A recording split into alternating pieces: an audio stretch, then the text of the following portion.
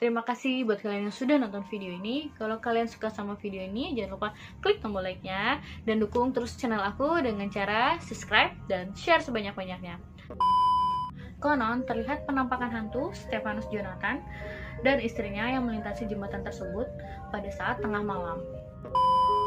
Malah saat aku kecil, aku sempat dengar bahwa di sungai itu ada penunggunya, yaitu seekor buaya putih yang biasanya meminta tumbal kepada orang-orang yang di sekitar sungai tersebut.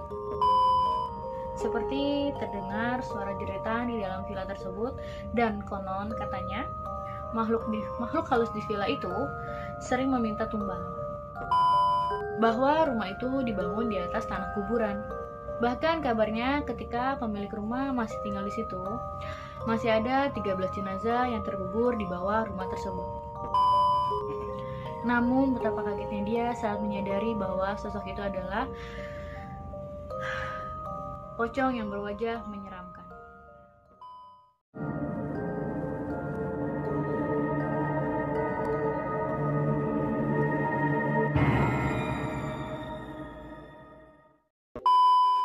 Hai, welcome back to my channel. Balik lagi sama Mei di sini. Gimana kabar kalian semua? Semoga sehat selalu ya. Di setiap daerah yang kita tinggali, pasti ada cerita-cerita mistis yang berhubungan dengan makhluk gaib yang sulit dijelaskan dengan logika. Cerita yang dibangun dari mulut ke mulut dan dari pengalaman orang-orang yang mengalami gangguan makhluk gaib memperkuat persepsi banyak orang di sekitar tempat tersebut bahwa tempat tersebut itu memang angker atau dihuni oleh makhluk gaib yang suka mengganggu orang di sekitarnya. Kepercayaan tersebut menjadikan cerita-cerita mistis ini sebagai urban legend yang selalu diceritakan di setiap generasi bahwa tempat tersebut memang angker. Nah, kali ini aku mau ngebahas tempat-tempat yang dipercaya banyak orang sebagai tempat angker yang ada di kota Depok. Yang pertama, Jembatan Panus.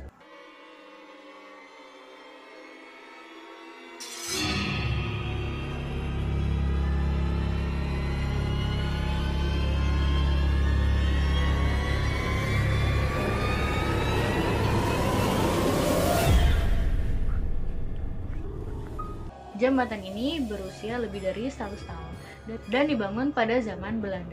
Dinamakan Jembatan Panus karena nama yang membangun jembatan ini adalah Stephanus Jonathan. Jembatan tua ini berada di Jalan Tol Iskandar dan dibangun pada tahun 1917 sampai dengan 1918. Cerita-cerita mistis yang beredar di masyarakat kian memberikan kesan angker pada jembatan tersebut. Konon terlihat penampakan hantu Stephanus Jonathan dan istrinya yang melintasi jembatan tersebut pada saat tengah malam. Opa Panus, biasa warga sekitar memanggilnya, juga kerap terlihat berjalan di jembatan tersebut pada saat tengah malam bersama anjing putihnya. Istri dari Opa Panus ini kerap muncul dengan gaun merahnya. Istri dari Opa Panus ini adalah orang pribumi yang meninggal bunuh diri di jembatan tersebut karena ditinggal oleh Opa Panus pulang ke Belanda yang diusir oleh Jepang pada saat itu. Cerita mistis yang tidak kalah seram pun berada di sekitar bawah jembatan. Konon, sungai itu menjadi tempat pembuangan mayat korban pembunuhan. Bahkan sesekali terlihat orang membawa sajen yang dibuang ke sungai tersebut. Kabarnya, sajen itu untuk sebagai pesugihan atau tumbal. Malah saat aku kecil, aku sempat dengar bahwa di sungai itu ada penunggunya, yaitu seekor buaya putih yang biasanya meminta tumbal kepada orang-orang yang di sekitar sungai tersebut. Namun, pada tahun 1990 setelah Pemkot Depok membangun jembatan di sebelah jembatan Panus tersebut, kini jembatan Panus tersebut sudah tidak lagi menjadi jalan utama untuk kita menyeberang. Yang kedua, ada Villa Rosa.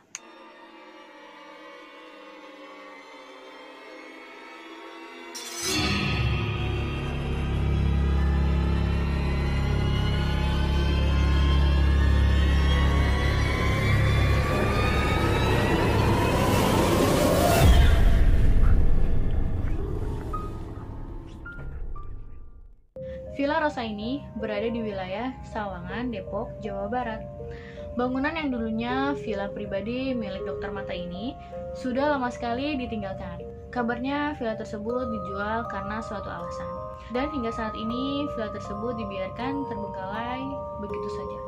Banyak cerita-cerita mistis dari orang-orang yang sudah mengalami gangguan dari makhluk gaib di sekitar tempat tersebut, membuat citra Villa Rosa ini semakin menjadi angker. Seperti terdengar suara jeritan di dalam villa tersebut, dan konon katanya makhluk halus di villa itu sering meminta tumbal. Seperti terjadinya kecelakaan di jalan raya dekat Villa Rosa tersebut. Villa ini pun menjadi tempat wisata horor bagi orang-orang yang penasaran dengan keangkeran Villa Rosa ini. Bahkan villa tersebut sempat diliput oleh salah satu program TV yang bernama Merinding. Next, yang ketiga ada Rumah Hantu Cimanggis. Beberapa waktu lalu, cerita Rumah Hantu Cimanggis ini sempat ramai dibicarakan di dunia maya. Rumah yang berada di wilayah Cimanggis, Depok, Jawa Barat ini sudah pindah kepemilikan 3 kali. Cerita mistis yang beredar di dunia maya pada saat itu adalah cerita dari pemilik ketiga yang menempati rumah tersebut selama 4 tahun. Ternyata baru diketahui setelah pemilik ketiga ini tinggal di rumah tersebut bahwa rumah itu dibangun di atas tanah kuburan. Bahkan kabarnya ketika pemilik rumah masih tinggal di situ, masih ada 13 jenazah yang terkubur di bawah rumah tersebut. Keluarga ini mengalami begitu banyak gangguan-gangguan, mulai dari ART yang sering kesurupan, terlihat penampakan-penampakan makhluk halus, hingga suara-suara yang sering mengganggu ketenangan keluarga tersebut. Bukan hanya itu, warga di sekitarnya pun tidak luput dari gangguan makhluk tersebut. Seperti tukang ojek sempat diganggu oleh seorang wanita yang ingin diantarkan ke rumah tersebut. Kabarnya, pemilik rumah tersebut sering gonta-ganti ART yang tidak betah tinggal di rumah tersebut karena sering diganggu makhluk halus di rumah tersebut. Kalau kalian masih penasaran dengan cerita Rumah Hantu Cimanggis ini, kalian bisa baca bukunya yang berjudul 4 tahun tinggal di rumah hantu. Buku tersebut berisi pengalaman si pemilik selama tinggal di rumah tersebut. Lokasi rumah Cimanggis ini berada dekat dengan kawasan lapangan golf Esmeralda. Oke, next, ini yang terakhir yaitu Universitas Indonesia. Universitas Indonesia memang banyak menyimpan cerita-cerita mistisnya. Namun, cerita hantu berkebaya merah adalah cerita yang paling populer di UI. Ada yang mengatakan hantu ini adalah seorang mahasiswi yang meninggal karena kecelakaan tepat di hari sebelum dirinya wisuda. Ada pula yang mengatakan gadis ini meninggal bunuh diri karena patah hati. Orang-orang sering menyebutnya hantu si merah. Hantu ini biasa menampakkan diri di gedung rektorat, gedung FIB, menara air, sampai di belakang kaca jendela bis kuning UI. Lalu ada cerita lagi dari gedung pusat kegiatan mahasiswa. Saat itu ada seorang mahasiswa yang menjadi panitia bantuan medis pada kegiatan kampus. Saat sedang berjaga malam, mahasiswa ini melihat sesosok yang berdiri di shelter sepeda. Karena penasaran, mahasiswa ini mendekati shelter sepeda tersebut. Namun betapa kagetnya dia saat menyadari bahwa sosok itu adalah pocong yang berwajah menyeramkan. Lalu di gedung Fakultas Ilmu Budaya tidak kalah seramnya, menurut penjaga gedung tersebut, dirinya pernah melihat sosok wanita yang termenung di pojok ruangan gamelan pada malam hari. Yang notabene tidak mungkin ada mahasiswa di sana pada malam hari. Di malam-malam tertentu, alat-alat musik ini juga sering terdengar seperti ada yang memainkan. Lalu di stasiun UI, cerita ini sudah lama beredar di masyarakat sekitar. Ada seorang mahasiswa yang pulang malam hari menunggu kereta di stasiun UI untuk menuju ke stasiun Tebet. Saat mahasiswa ini masuk ke dalam kereta, ia melihat penumpang lainnya terdiam, lesu, berwajah dingin, dan berpakaian lusuh. Kejanggalan ini kian terasa ketika kereta tidak berhenti di stasiun manapun, hanya berhenti di stasiun Tebet. Ketika mahasiswa itu turun dari kereta dan berjalan menuju keluar stasiun, mahasiswa ini dihampiri oleh petugas stasiun yang bertanya, "Kenapa kamu berjalan kaki di sepanjang rel kereta?" Sontak mahasiswa ini terdiam bengong. Ternyata kereta yang dinaiki mahasiswa itu adalah kereta hantu. Mungkin kalian juga sudah sering dengar tentang cerita kereta hantu. Itu dia teman-teman beberapa tempat mistis yang berada di kota Depok. Gimana menurut kalian? Apakah kalian cukup berani? Atau mungkin kalian sudah pernah mendatangi tempat-tempat tersebut? Sebenarnya masih banyak lagi tempat-tempat mistis yang berada di kota Depok yang tidak aku sebutkan di video ini.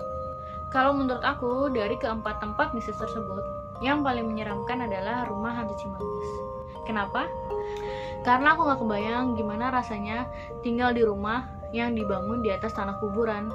Apalagi masih ada 13 jenazah yang terkubur di bawah tanah tersebut. Oke, kalau gitu videonya cukup sampai di sini dulu ya. Terima kasih buat kalian yang sudah nonton video ini. Kalau kalian suka sama video ini, jangan lupa klik tombol like-nya dan dukung terus channel aku dengan cara subscribe dan share sebanyak-banyaknya. Jangan lupa juga klik tombol loncengnya supaya kalian tahu kalau aku update video baru. Dan kalau kalian ada ide atau masukan untuk video-video aku selanjutnya, kalian bisa komen di bawah ya. Sampai jumpa di video aku selanjutnya. Bye bye.